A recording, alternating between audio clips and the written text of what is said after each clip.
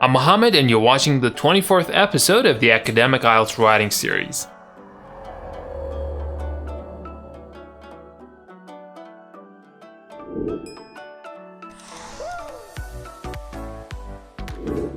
In this episode, you'll learn about the conclusion paragraph structure. Now let's get started.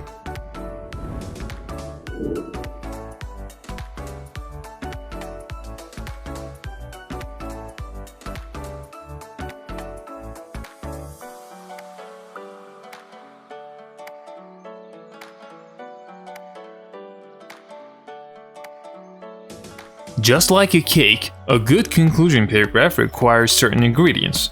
We can find these ingredients in the previous paragraphs. Let's find them.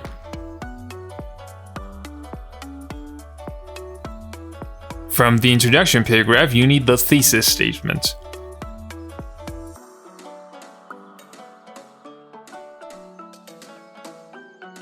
From your supporting paragraphs, you need your topic statements.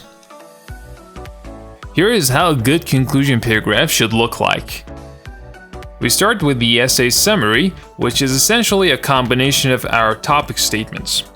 Then we restate the thesis statement and we can close with a recommendation or a prediction. In the next episode, we'll start writing conclusion paragraphs for the 4 essays we've written.